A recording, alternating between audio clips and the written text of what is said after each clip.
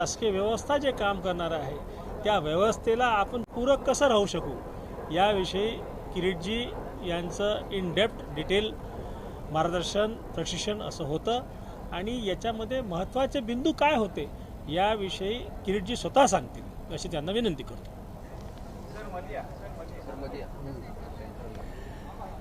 महाराष्ट्रात 50 लाखहून अधिक संसदपद मतदार आहे असं भाजपचं अध्ययन आहे. आज भारतीय जनता पक्षाच्या सगळ्या आमदारांची या विषयावर बैठक झाली. 1 एप्रिल पासून जे मतदार यादी शुद्धीकरण अभियान याचा दुसरा अर्थ आहे सुरक्षा अभियान. लाखो बांगलादेशी घुसखोर अपात्र लोक महाराष्ट्राचा मतदार यादीत आहेत. ते आमचा आमदार, आमचा मुख्यमंत्री, देशाचा पंतप्रधान कोण व्हावं यासाठी मतदान करतात. उदाहरण म्हणून मालेगावला 4403 लोकांकडे इथे जन्मल्याचा पुरावा नाही पण मतदार यादीत त्यांचं नाव आहे.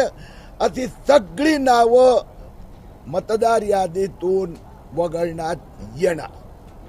हिंदी में सर सातत्याने तुम्ही जे बांगलादेशी आणि घुसखोरांचा उल्लेख करत आहात तर अनेक ठिकाणी अशाच प्रकारे मतदानामुळे कुठेतरी मोठा फटका लोकसभेमध्ये भाजपला बसला होता, महायुतीला बसला होता. हा भारतीय जनता पार्टी काँग्रेस राजकीय विषय नाही. देशाची डेमोग्राफी बदलावी परंतु देशाचं नेतृत्व कोणी करावं हे बांगलादेशी रोहिंग्या नक्की करणार. आणि मी जे उदाहरण दिलं तर 3 लाख मतदार जन्म प्रमाणपत्र रद्द झाले आहे. जसं मालेगाव असो, सिल्लोड असो, संभाजीनगर असो, अमरावती असो, अकोला असो. अमरावतीत 1083 लोकांवर गुन्हे दाखल करण्यात आले आहेत. आणि हे जे अभियान आहे ते भारतीय जनता पक्ष एकही घुसखोर बांगलादेशी मतदार यादीत असता कामा नये आणि एकही पात्र मतदार यादीचा बाहेर राहता कामा नये. 1 अप्रैल से जो मतदार यादी शुद्धिकरण SIR शुरू हो रहा है उसके संदर्भ में आज भारतीय जनता पार्टी के 150 विधायक महाराष्ट्र की विशेष मीटिंग थी.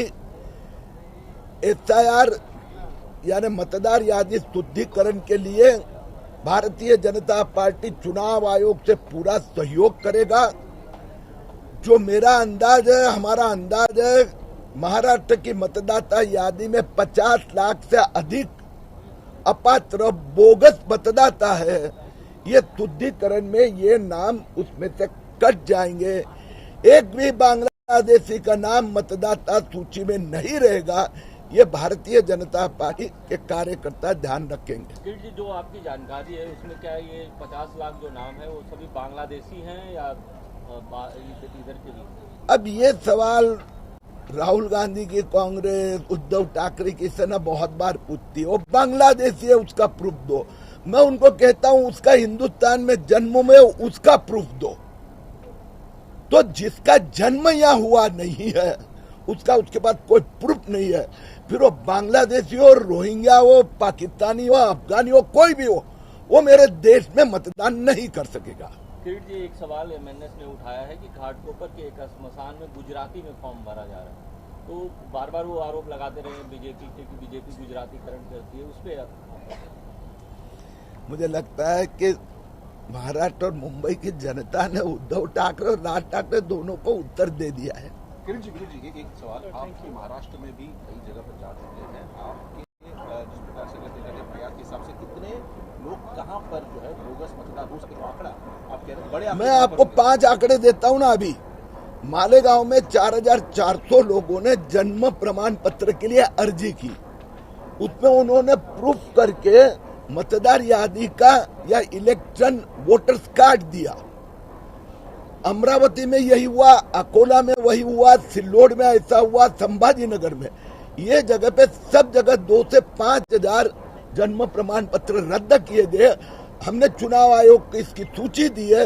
इनके पास मतदार याद आई कार्ड है जो यहाँ जन्मा ही नहीं है उन सब के नाम काट दिए जाएंगे. किरीटभाई, पण SIR जो विरोधी पक्षांकडून होणारा विरोध आहे तो पाहता तुम्हाला वाटतं 1 एप्रिलपासून अंमलबजावणी सोप्या पद्धतीने होऊ शकते? आता हे विरोधी पक्षाचे जे काही निवडून आले महापालिकेत विधानसभेत ते वोट जिहाद म्हणून निवडून आले, त्यांच्यासाठी बांगलादेश या बांगलादेशीने वोट बँक आहे.